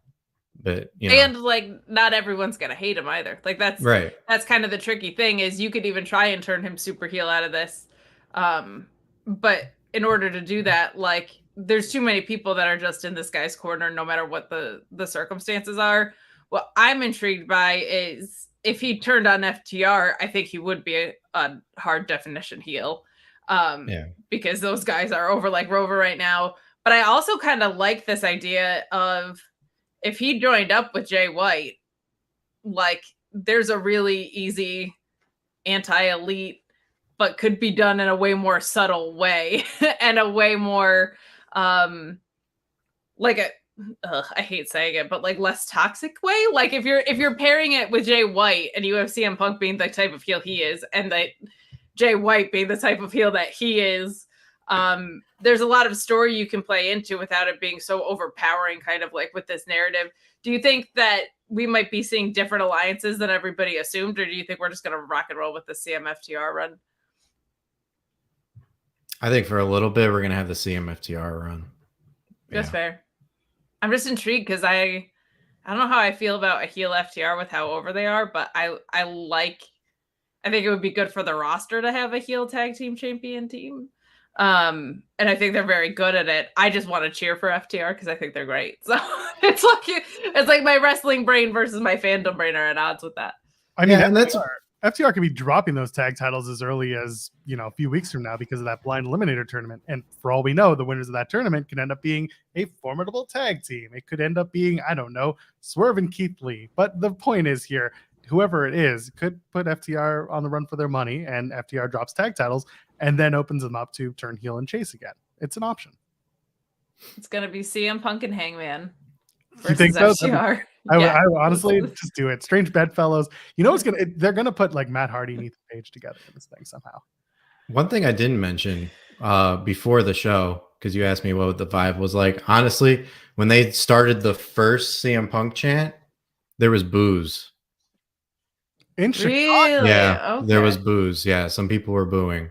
There wasn't that many people inside, so you could hear obviously everybody when when you're overpowered by a bunch of CM Punk fans, you won't be able to hear the booze as much. But yeah, there was some. I got a video I think on my Twitter where you could hear CM Punk chants and some booze over there on the side. It's interesting. I feel like I was doing a watch along, so I wasn't really listening to the crowd reaction that much, but from what I could hear, it felt like pretty heavily positive. So that's interesting that live it was a little bit more mixed, but not surprising. Like I think kind of the chief complaint that I heard about the promo was that like there's a lot of people that like CM Punk and also like the Elite, and they didn't like the polarization aspect of it. I think you had to lean into it because that's been the narrative for 10 months. But like I kind of liked that. Like if it is something that's gonna be heel-ish, like we'll say he's going to be booked heel, because if it's like he's not turning heel or whatever, let's say he ends up fighting a bunch of faces, and in a way that I feel like Eddie Kingston is just there to kick everybody's ass. Like he's not there to be heel or face. He just wants to fight everyone except Jon Moxley is his best friend. Like if he's booked heel, like leaning into the polarization, I think is good. If he's not, I think that's going to be an interesting and kind of a rough road. But like, to me, it felt like he laid down the gauntlet of like, there's a bunch of money matches on the table and it's up to whoever to coordinate them and take advantage of them. And it's our resident egg eater, Sean Ross Sapp. Hello, Eggman. Okay. Well, I'm glad we did this. Oh, and some toast. This is cinnamon. Is that cinnamon raisin toast? Well played. Raisin toast. This is good stuff. Well, all right. It is by definition not good stuff, but it is stuff that happens every time you do one of these shows. So Sean comes on and eats his eggs and goes away. It's an inevitability. Who needs to talk about wrestling when he can talk about the Eggman? Cuckoo Kajou. Let's really quickly. Let's talk about the Instagram. Let's talk about the Pro Wrestling Podcast Instagram. Go follow it now, by the way, if you haven't yet. You made waves when once upon a time Mr. CM Punk himself decided to comment on one of your posts. Duh. Duh. What happened? What happened? What led to this? And I mean, clearly you two are best friends now, right? Like, what are we doing? Yeah, we call each other every night, and the dirt. Yeah. When it first happened, I thought somebody was trolling me. I thought, until I saw the blue check mark. But I was like, no way. And I'm just like around my house going, no way. I put my phone down. I started jumping. I'm like, no way. I had to look at it again. And I just couldn't believe it. I kept it under wraps because I didn't know. It was just a comment. You just said duh, right? So I'm just like, okay, that's cool. That's awesome. My freaking idol just commented on my stuff. So what the hell? Next thing I know, I'm getting there's articles about it. There's YouTube videos about it. I'm like, what is going on? And then so much speculation coming just from this one word, And well, because it was also like he hadn't said anything in a social media presence in months, right? So it was like not only that he like it seems like every time this guy breathes, there's a bunch of stories about it. I'm one of the problems in that. I get it. But I think the fact that he said anything was like a holy shit moment, and then what it was in response to was definitely like that, right? Like it's a little bit of a twofold there. It was so cool, and I felt like I won the fan lottery. Like, honestly, out of all the pages that talk about him, he landed on mine and went, duh. And it just, it changed a lot for me. It changed a lot for me. And sometimes I'll even DM him. I'll be like, hey man, good show. And he'll give me a thumbs up or be like, just stuff like that. It's cool. It's like I have I don't know. There's a rapport. Yeah. Your best friends. That's basically what that is. Yeah, basically. So I don't know. It's really cool. It was very, and then he just kept doing it. Like, and then he did it again with about the forgot what book it was called. He did it again, but he was talking about making amends with each other and let bygones be bygones, shake hands, and kumbaya and all that. And that blew up again. So I don't know. I'm not mad that I'm the epicenter of all Punk's comments. So it's my really favorite cool. one was probably the most recent one of him when somebody was trying to dunk on him for being injury prone, turning that around and saying it was a bad way to talk about Adam Cole. Yeah. That popped me tremendously. And you know what? it was really sweet for me to go up to this collision because everything that transpired everything to that moment, to him coming out and him making that promo. 10 months, 10 months of nothing.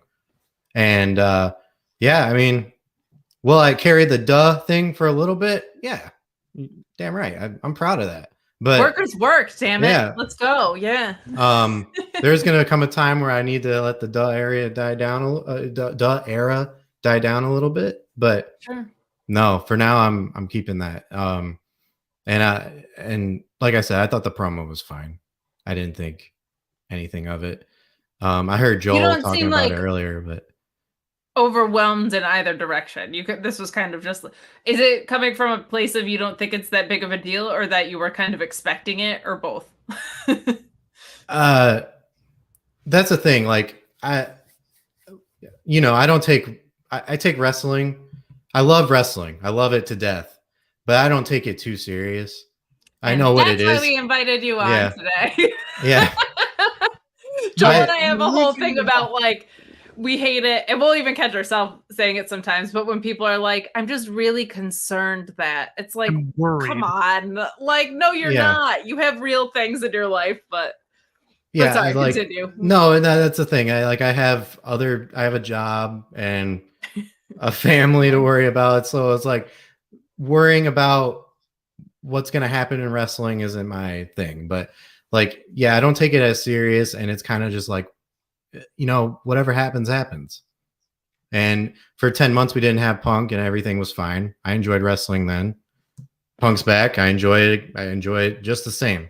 So you're not going to last very long in wrestling if you stay this normal and balanced and reasonable.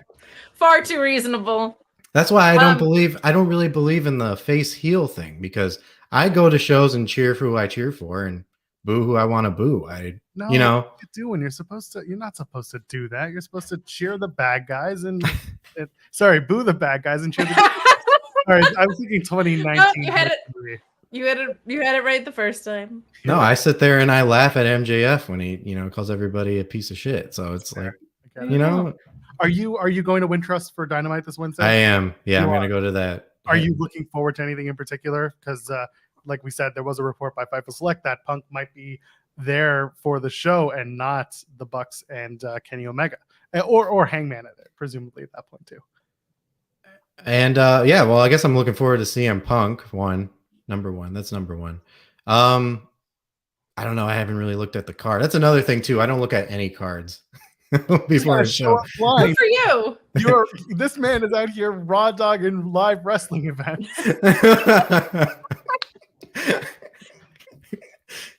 Go to a show and enjoy it. There's not.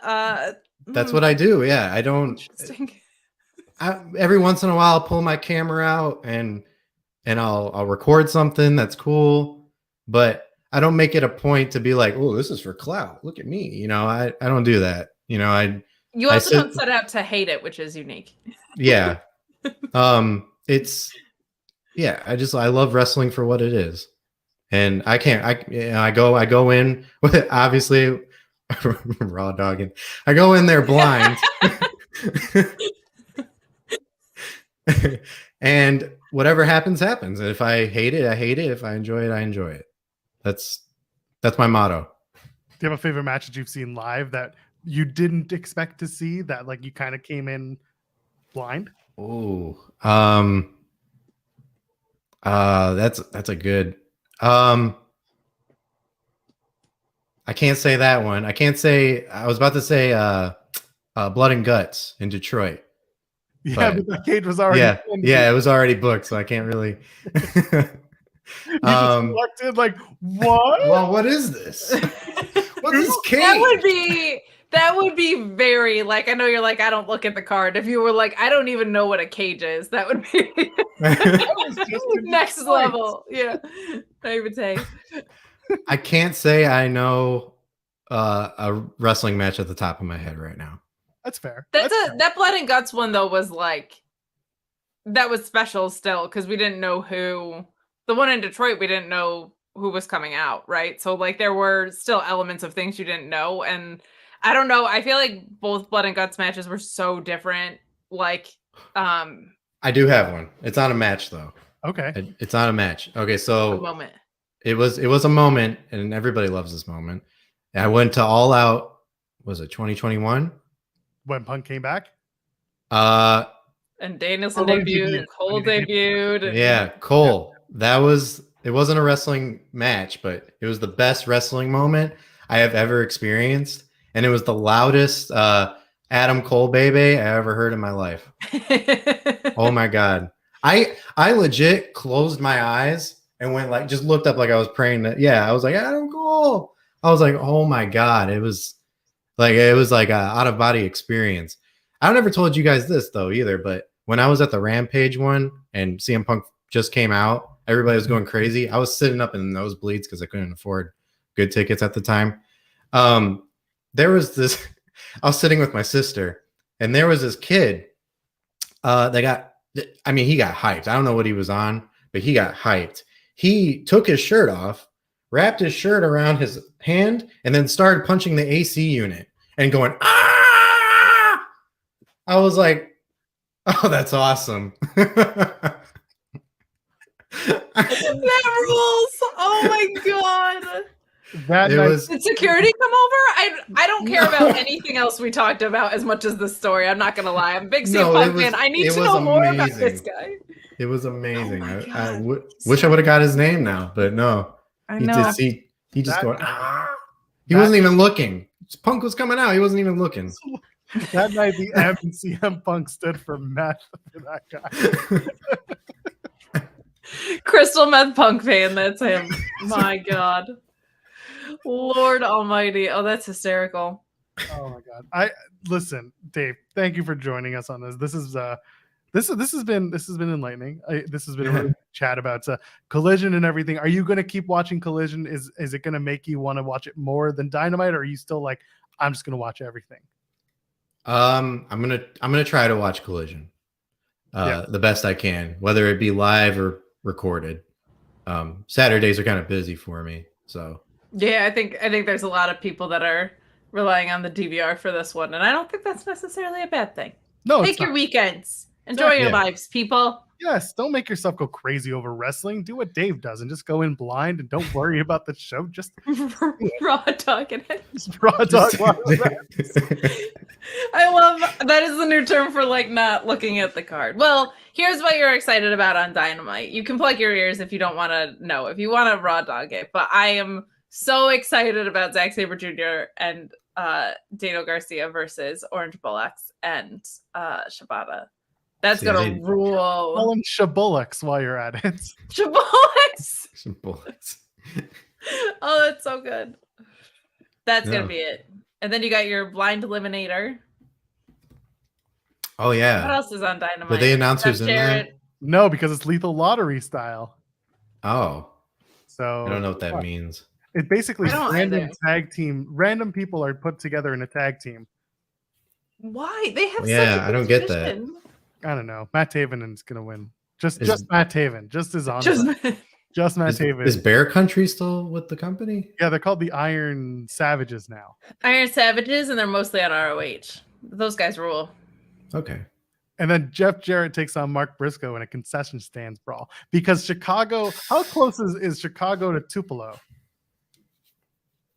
We're talking Illinois to Missouri. I don't know about that. Well, anyway, they're putting big numbers on that Tupelo, Missouri concession stands brawl.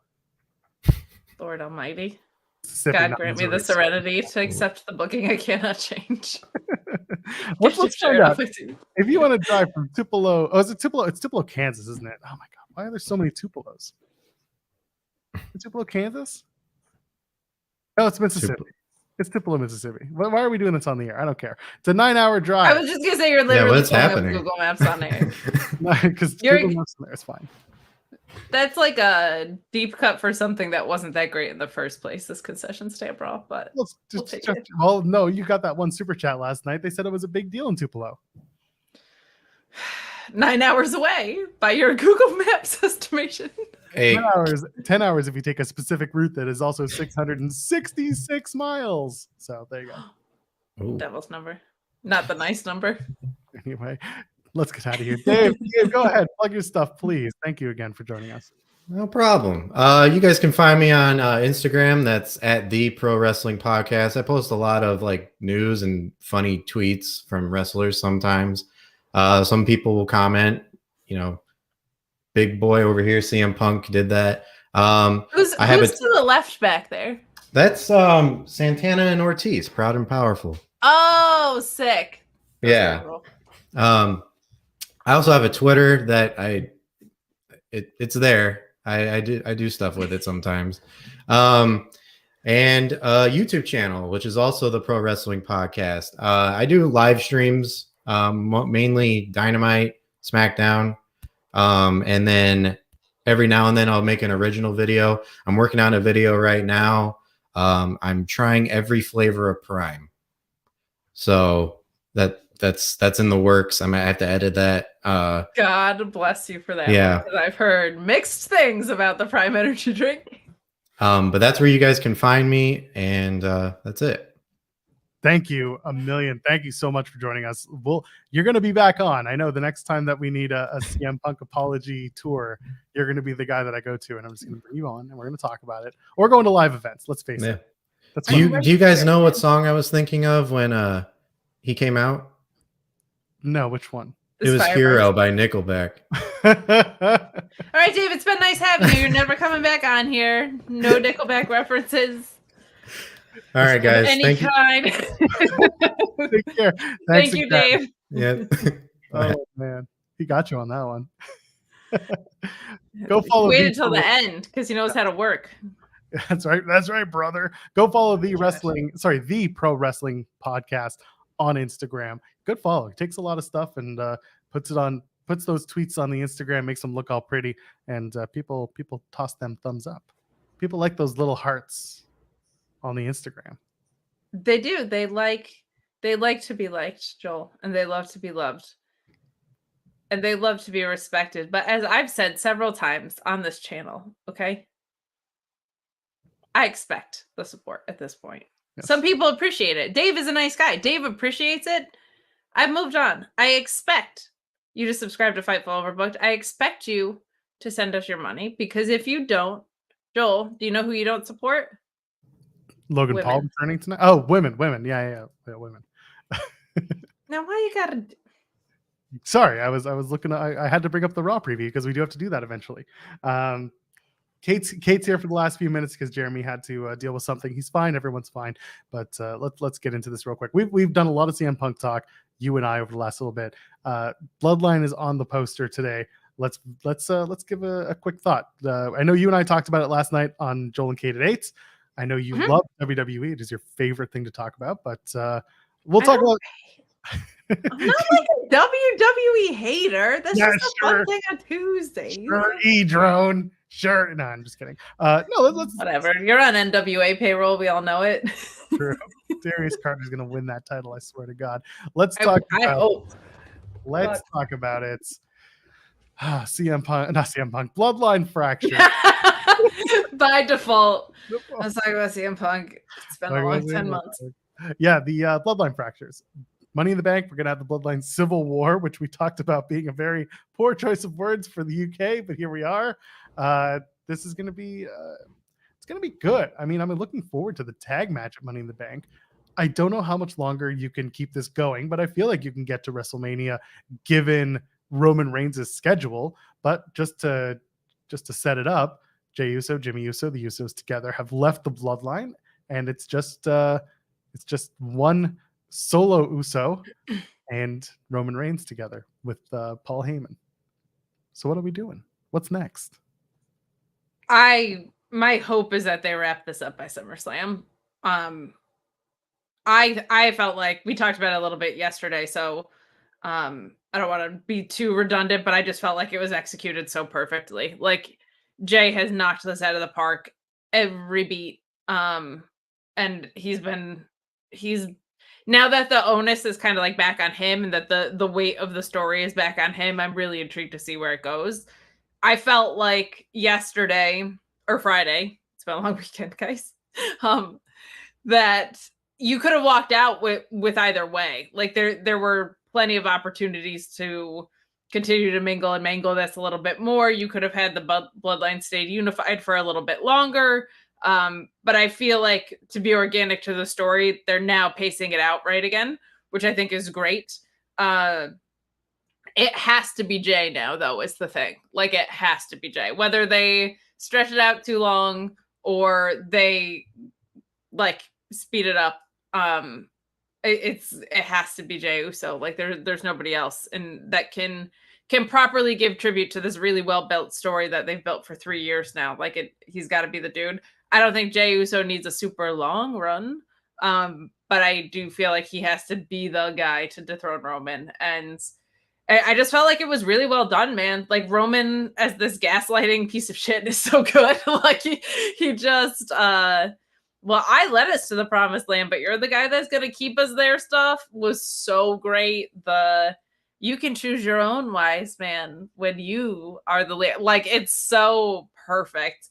And it makes sense. It's going to Hollywood. He's got the acting chops for it. It feels like he's really, really good at this. On a scale of 1 to cinema, I feel like it was like a cinema and a half. Like, it was really good. And my only complaints with it are like it's the only thing that felt like it had priority on SmackDown, because like Money in the Bank is pretty well figured out at this point, which is not the worst thing because it's really, really good, but there was not a lot of in-ring time on SmackDown. So would like to see that ratio get beefed up outside of that tag gauntlet. But like, for the Bloodline angle itself, it always feels stagnant when Roman's not there, and then when Roman is there, it feels like unmissable television. So I love when he's around for it, and I think the story, after being kind of stalled, is definitely back on track. It's just a matter of how do you proceed, because it feels like we always, like, from fall up until the beginning of the year is a really weird time. Like, the programming is like, we're just loitering until Royal Rumble season. So it's like, it almost feels like you have to do it at SummerSlam or like Rumble or Mania. So it's going to be interesting to see how it goes. Yeah, I think this thing has legs till WrestleMania. I think once the fall comes, Roman will be here and there, but not as much as the summer, at least the month of July into August. Once SummerSlam passes, probably won't see Roman for a little bit. Once he retains that title against who knows who at SummerSlam, he'll be off until, I don't know, Survivor Series time. When we start doing either brand supremacy or a War Games match, whatever it is, I wouldn't mind going from there. But it has legs, and it continues to. And by the way, going back to the SmackDown point that you made about not having a lot of action this past week, one of the best things about SmackDown going overseas before the pay-per-view is that they're going to run a few matches that are big time, and it's going to have there's just going to be more wrestling on the card, and that's going to kind of get people set up and excited for the Saturday show for Money in the Bank, which I appreciate. And if WWE keeps doing that, where the SmackDown before a big international show or just a big pay-per-view includes a couple of like runoff matches from the card to not make the card 30 hours long, I'm in favor of that. I know we used to rip on like WrestleMania SmackDown, WrestleMania Raw, and those are kind of obnoxious because they were never booked like to feel like a WrestleMania. These particular shows leading into the bigger shows, like they did in Puerto Rico before SmackDown, they made that show more important going into Backlash. So I feel like they'll do the same when it comes to Money in the Bank. And we'll touch on that in a second. But the Roman stuff, it was well executed. It was well done. I really don't want to see a big turn and Jimmy suddenly joins up with Roman at the end of the match at Money in the Bank, because turn after turn after turn can start getting really silly and really stupid. And you can't just use gaslighting as your excuse the whole way through. No, and I feel like there's too much of a, like, the Usos as a tag team have been sincerely too important and too much of a staple in WWE. So if you're gonna break them up, it needs to be about them and not about Roman. And I don't think they should ever break up. I'm so amazed by what New Day was able to do and the way that they have been able to accomplish so much individually and as a stable. And it's so rare, especially in WWE, but kind of all of wrestling. I think it's cool to let the Bloodline's legacy be, we had the most successful singles champion of all time. We had the most successful tag champions of all time. And we also had this overwhelming success as a unit from a higher arching standpoint, right? Like this was the driving force behind creative for 3 years. It was for better or worse. I have a lot of complaints about how they sacrificed the rest of the company at its behest, but like it was a driving force in wrestling. It carried the company too. So I think you can't just flip the switch that way. And I also think that detracts from Solo if you do that. Like Solo's been perfectly raised to this point, I feel like. And if you have it become about Jay being the guy, which side is he on? It was like, well, now you've just undercut Solo. So I think that if they stay the course they're on, other than timing, they've pretty much cleared any obstacles that they have. Yeah. And to your point about the SmackDown before being more important, you're right. It feels like the WrestleMania one is compensatory for not being on the WrestleMania card. The ones that they do before events like this feel like a very big deal. Yeah, and I hope that they continue doing those because it makes sense. You're going to a major market, you're having a major event. Why wouldn't you want to continue the show, not only for marketing and for ticketing sake, but also just for putting on a really good TV show that gets people hyped up for the show that's happening the next day? I don't see a reason why you wouldn't want to run that. And that's good stuff. I like that. Let's shift gears real quick. Let's talk about our Raw preview. What do we have going on? We do have the return of Jake Paul tonight. Of Logan Paul tonight. What are we going to talk about this? We're going to talk about what's he doing? What are we going to do with the return of Logan Paul? He's going to enter Money in the Bank and win. Yeah? Is that could be so mad. Do you think he takes somebody out, or does he get just added like Austin Theory did last year? He'll probably take out LA Knight just to spite me. I don't know. Yeah? Yeah. I don't think so. I think he'll either get added somehow or he'll take out like Nakamura. Oh, Nakamura and Logan Paul's not a match that I want to see. Nope. No. Pro Wrestling Podcast, by the way, with the super chat. Thank you, by the way, for joining us again. Thank you. We appreciate you. Get them hearts. You're so awesome, man. Like anytime you find people that vibe in the like energy of it's just not that serious. Like taking your work seriously, but not yourself seriously is very important. It's an important thing to me when you're talking about wrestling. Yeah. Until a suplex cures cancer, it's just like not that big of a deal, you know? That's true. By the way, go check out Fighting Back from our friends at C4 every year. That's you want to talk about suplexes fighting cancer. That's the show you want to watch. That's usually in the There fall. you go. Usually in the late summer. So when are we going to talk about what you really want to, which is Girls Next Door? Well, Rhea Ripley battles Natalya in a Night of Champions rematch on Monday Night Raw. So that's Who could possibly care? the question is, will this match be longer than 69 seconds this time? It should be exactly 69 seconds again, because then there'll be something entertaining about it. I think that would be fun. Or like, what is Natty's new gimmick now that she's like trying to reestablish herself or whatever she's trying to do? I don't care. Come on. What if she just comes out with brown hair? Well, then we know she's a bad person. But what if she's not a bad person? What if she comes out with as a brunette and because she's good? She's a good brunette. That doesn't exist in the worlds of heels and faces. It's fair. What if she comes out wearing cat ears? She's gonna come out with cat ears. Yeah, of course. What if she Come on, wrestles man. cats now? No. You have Rhea Ripley, like the most badass woman in the world, and it feels like your women's champion is Dominic Mysterio's sidekick. Get out of town and take a bus. No. Anyway. Of Rhea all Ripley- the women who can just tear women apart on the roster, like the fact that she isn't having a match every week, just tearing apart enhancement talent until you have a story for her is ridiculous. You would think that they'd bring in some people either from NXT or at least like local talent for Rhea to beat. Like she's such a badass that I know I'm being like facetious or whatever, but like sincerely, if the idea is you're holding off until you can get a story between her and Becky, which is what it feels like, is like waiting for Becky to be done with Trish. Though you have Zoe Stark right there, so it feels like that's where Becky should go next. But like it feels like of all the women you give the dominant squash whatever to, of all the wrestlers that you give the dominant squash to, like Rhea Ripley should be out there tearing people apart. like she should be having 5-minute matches because she's toying with people and she could have ended them in 30 seconds.